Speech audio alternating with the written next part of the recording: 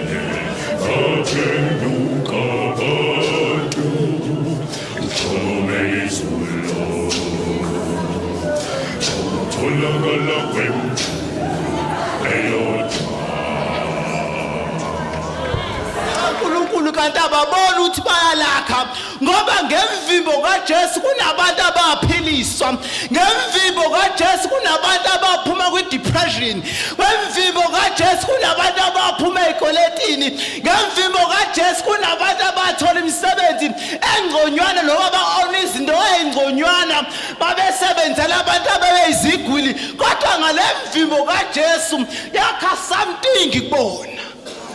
Akabonga uNkulunkulu, akabonga uJesu, ngoba uJesu usebenza ngendlela wena osuku ucabanga ngayo. Akabonga uJesu. So umsebenzi wami enginikeze wona namhlanje awumninganga kakhulu baholi. Ngikhohle ukubingelela nginibingelela lonke bazalwane.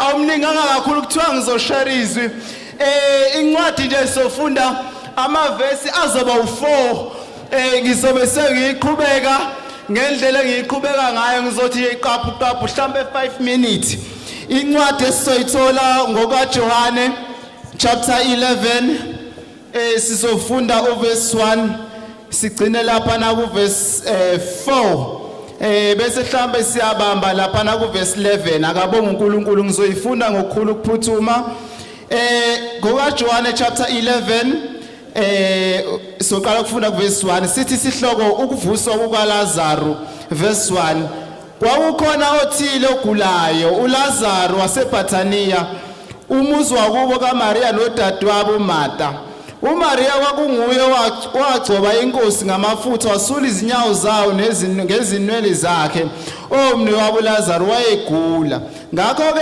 odadewabo bathumela kuye bathi inkosi bheka lo omthandayo uyagula uJesu wathi sekuzwile lokho wathi lokhu kugula akusikho kokufa kepha kungenxa yenkazimulo kaNkulunkulu kuyindodana kaNkulunkulu ikhazimuliswe ngakho cela sibambe uverse 11 wakhuluma lokho emva kwalokho wathi kubo uLazaro umhlobo wethu lele kepha ngiyahamba kuba ngimvuse ebuthongweni inkosi yokubusisa ukufunda kwezwi layo amen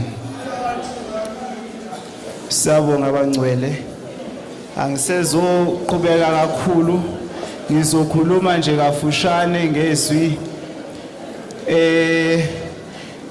incwadi kaJohane sifundile isihloko besithe uvuswa kwaLazaro ithi ke incwadi yanamhlanje ithi kwaukhona owegula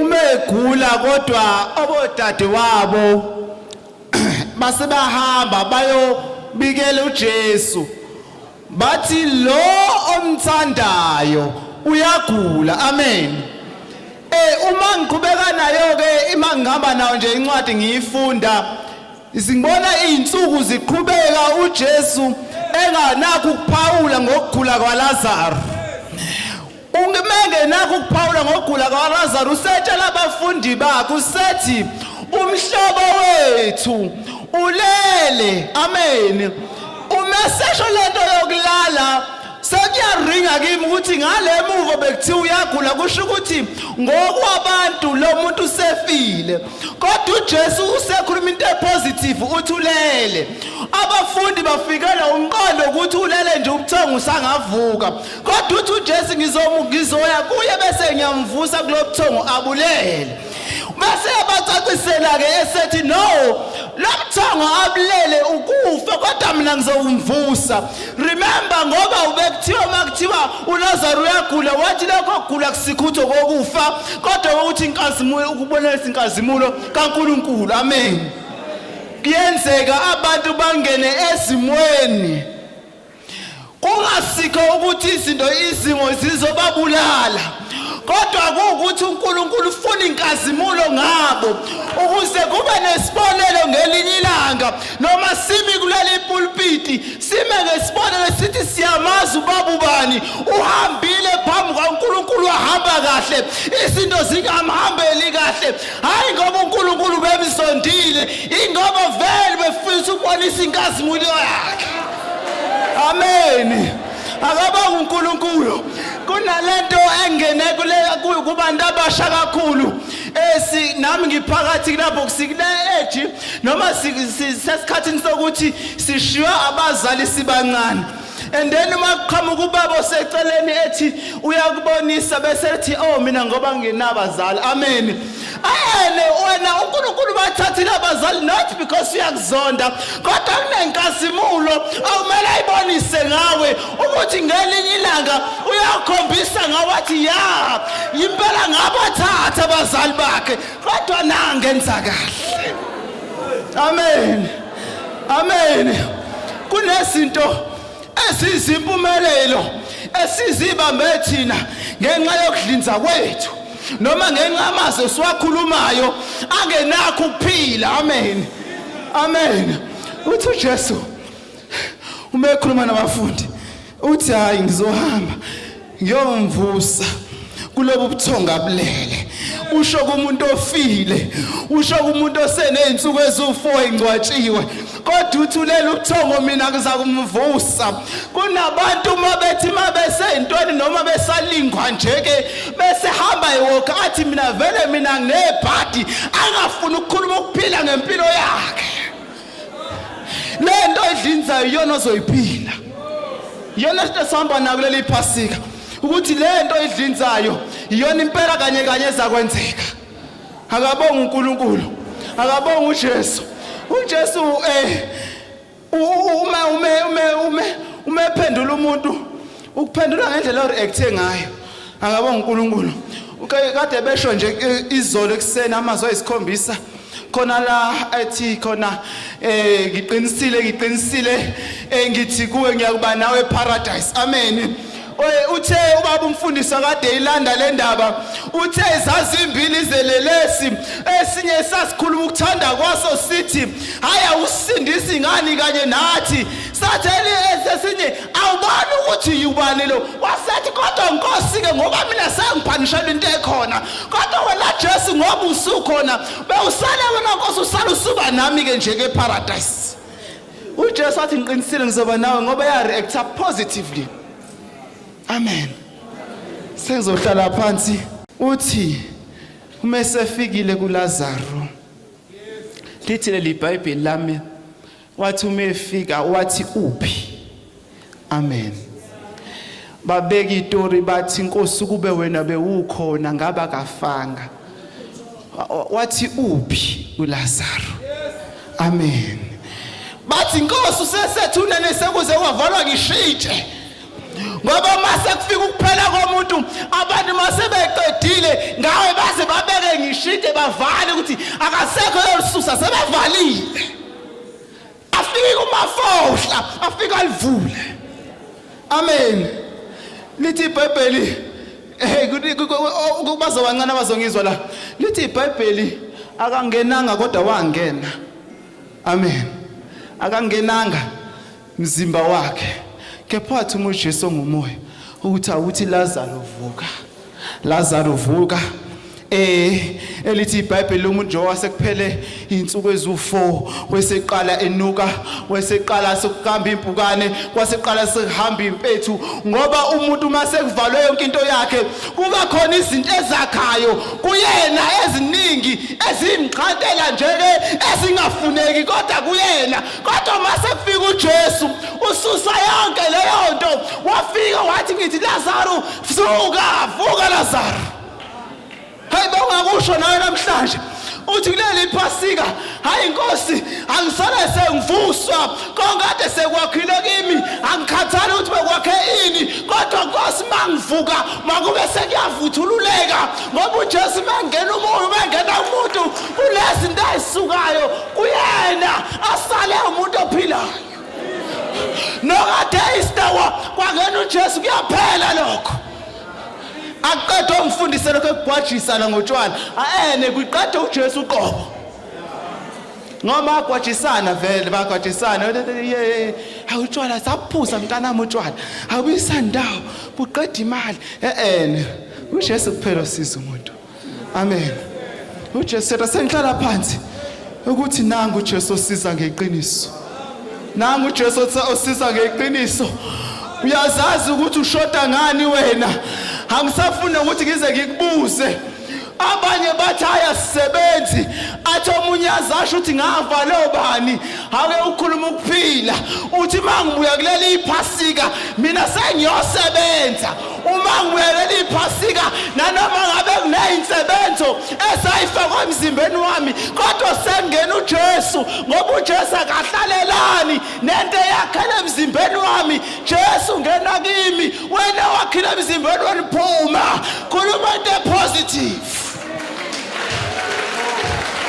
Khuluma into positive ukuze uswakale ukuthi uthina enkosini. Ilokho engishomezo namhlanje ukuthi awukhuluma into positive ngempilo yakho uNkulunkulu uzakusiza uyasiza ngeqiniso wayesho njalo ingoma yakudala ezayo.